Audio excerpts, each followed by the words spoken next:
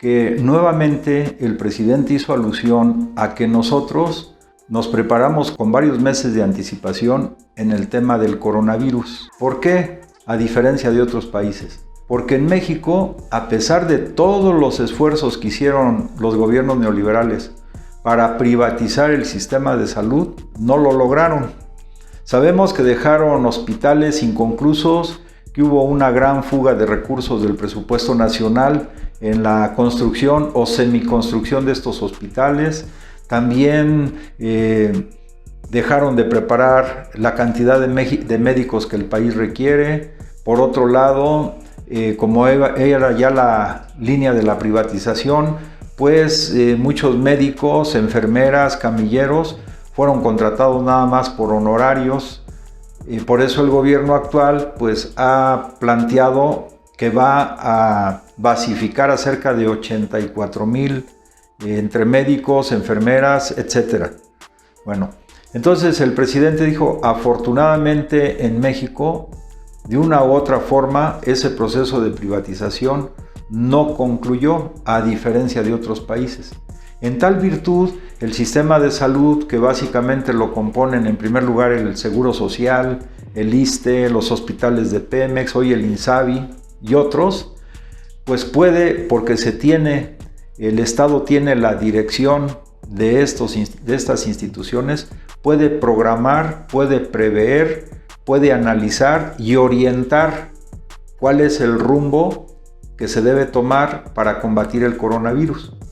Y adicionalmente a eso, pues en acuerdo con hospitales de la iniciativa privada, se logró tener un poco más de 3,000 camas adicionales sobre este tema. El presidente hoy lo que insistió es que en México se respeta el artículo 4 constitucional, donde se garantiza la salud a todos los mexicanos.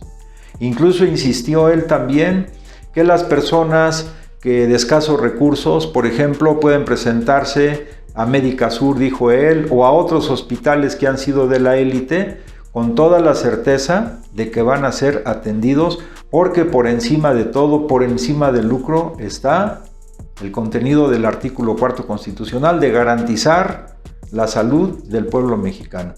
Eso es relevante, altamente relevante, porque él dice en otros países se les pasó la mano y pues privatizaron todo el sistema de salud, y cuando el sistema de salud está privatizado, pues entonces el Estado poco puede hacer, porque ahí prevalecen los intereses económicos sobre la necesidad de atender la enfermedad de los pueblos.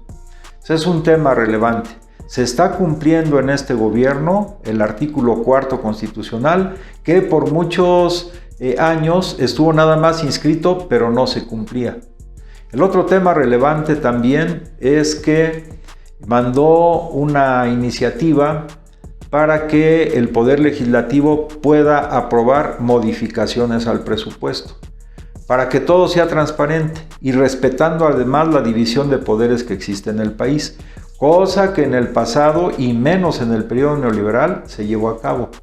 Por ejemplo, él recordó que en algún momento dado, en una de las oficinas de gobernación se proyectaba para seguridad 500 millones de pesos y al final del año se gastaban hasta 15,000 millones.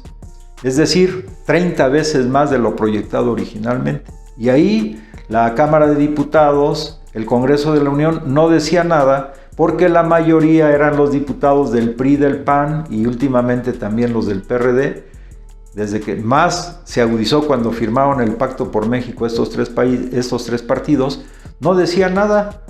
O sea, sí había un régimen presidencialista que sin consultar al Congreso modificaba arbitrariamente los montos aprobados por la Cámara de Diputados dentro del presupuesto nacional.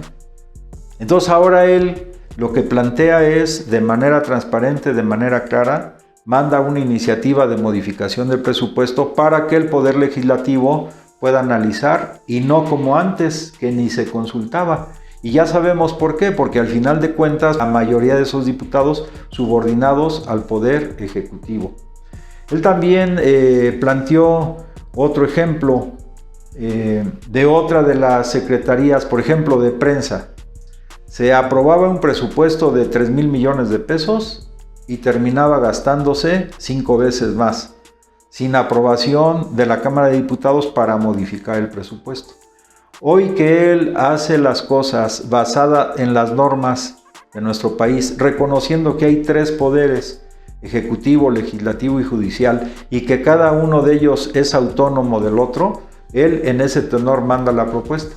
Y lo peor es que, dice él, han venido algunos diputados de otros partidos a decir de palabra, si le va mal al presidente, le va mal a México. Pero hipócritamente, cuando tienen oportunidad real de manifestar o de llevar a la práctica en los hechos esas palabras, no lo hacen. O sea, es doble moral, actitud hipócrita. Vale la pena recordar la frase del presidente Juárez. Él decía, malditos aquellos que de palabra dicen apoyar al pueblo y en los hechos lo traicionan. Pues así es la derecha.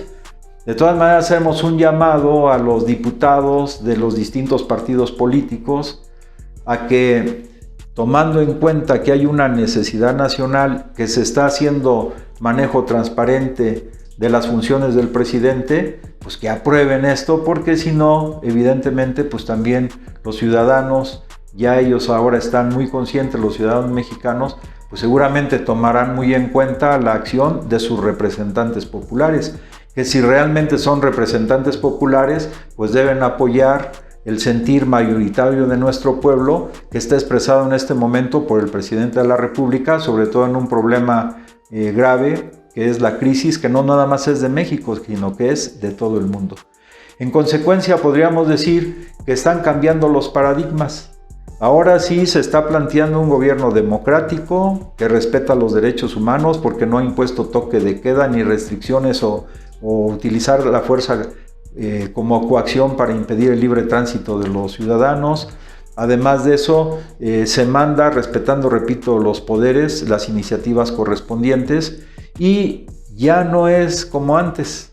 Pero eso cada vez se va entendiendo mejor, sobre todo por amplios sectores de nuestro pueblo. Como dice el presidente, es uno de los pueblos en este momento más concientizados y no se puede ya manipular como antes se hacía, sobre todo a través de los medios de comunicación.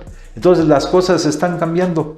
Los diputados de los distintos partidos políticos, que repito, sus dirigentes de palabra dicen una cosa y en los hechos obran de otra manera, pues también son libres de tomar su decisión en base a sus representados y a los intereses legítimos del pueblo que ellos representan.